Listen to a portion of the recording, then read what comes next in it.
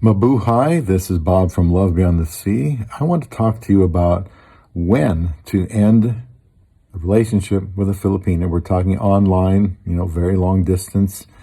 So much here on Love Beyond the Sea that I hope you would subscribe to and follow is about pursuing, meeting, deciding who to marry, marrying a woman from the Philippines. And like my wife, she lives with me here in the United States of America. So it's all about getting married and staying married.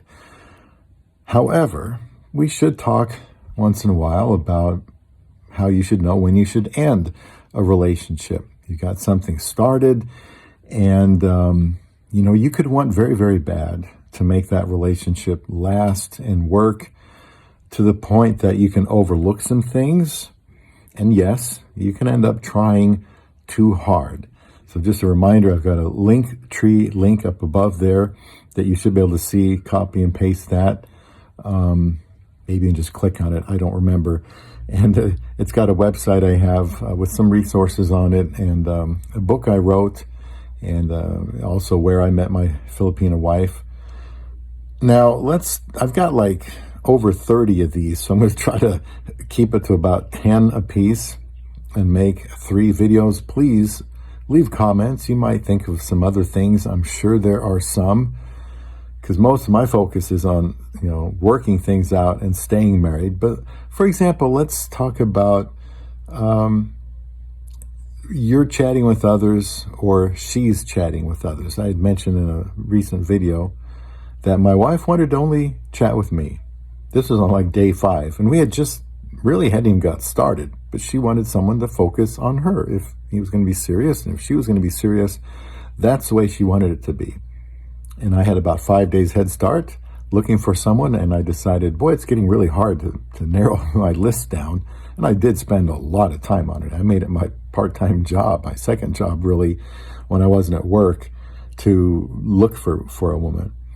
So she wanted me to only chat with her. Let's say you got something going with someone, but she's still chatting with others. You might be chatting with other women.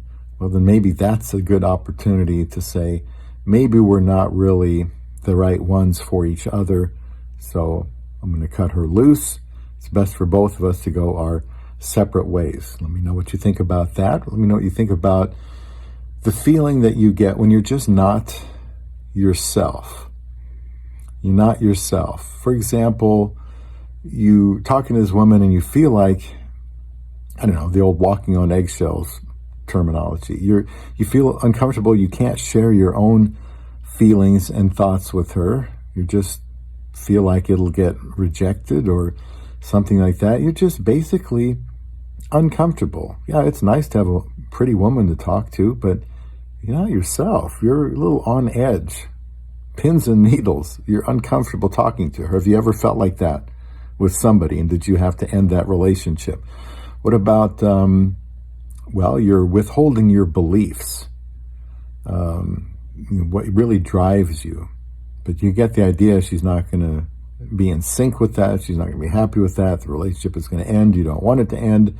So you'll just kind of, for the sake of holding on, withhold some things that are very important to you. And maybe normally you would be more matter of fact about, but because she's got a pretty face and she's, younger, you're just not yourself. You're not allowing yourself to be yourself. And what if you just don't feel like an equal? It's just a thought I had, and you should be equal. Just because you're from a Western country, for example, and she's from the Philippines doesn't mean that anybody is greater. You're not, and you should both feel equal to each other. Moving on, what if one or both of you is just not very encouraging? There's energy zappers, energy suckers, and then there are those who are very encouraging and uplifting, inspiring. They're just good to be around, fun to be around. And if there's just a lack of encouragement, it kind of feels like a business transaction going on, well, then it's probably time to end that online relationship with a Filipina. How about if it's just generally one-sided? You're doing all the talking, you're contributing all the ideas and the direction, and they're just kind of there on the receiving end. Have you ever been in a relationship like that? Then I would say it's probably time to end that relationship and keep looking for something with more potential. Let's say, this is a big one, I think, there's little or no access to her inner circle. That could be family, it could be friends, it could be, well, I mean, I knew all those people from talking to my wife. We got engaged in 18 days, married in 54. I got to meet her family, I got to meet her friends, I got to meet her principal sponsors. So I got to see her in action around her friends, childhood friends, and kind of gauge if everything was real and sincere, which I thought it was. Her family was in the background, and they didn't speak English, so it's a little bit different on her end. My wife wanted to meet, before we got married, my mother and my aunt. She wanted to talk to my pastor, which she was very excited to do. She was eager to do that. And so that's about all we have here. Very small family, but she wanted to get to know them right away. They wanted to speak with her. They were all kind of in shock that I was going to marry somebody from another country. In fact, I don't think my mom even knew I was going down there to marry her, even though I told her that I was going down there to marry her. It was all so quickly, happened so quickly, it just didn't register. But you should have access at some point to each other's friends and family. And if they're hiding that, they're hesitant to let you get in on that, that's a bad sign. Probably a sign the relationship should be terminated and move on. What if everybody is against it? Let's say your family, your friends, Bob, this is a terrible decision, Bob. What are you thinking? What about this? What about that? It's normal that there'd be some skepticism from people that love you.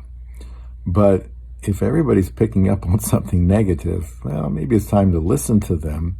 Maybe it's time for that relationship to be ended. If there's pressure, you feel pressure to make it work. It's not fun anymore. It's not something you look forward to like you did at the start.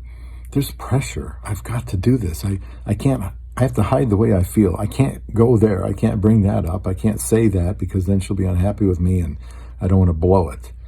Well, if there's pressure, just general pressure, good sign that maybe it's time to end that relationship.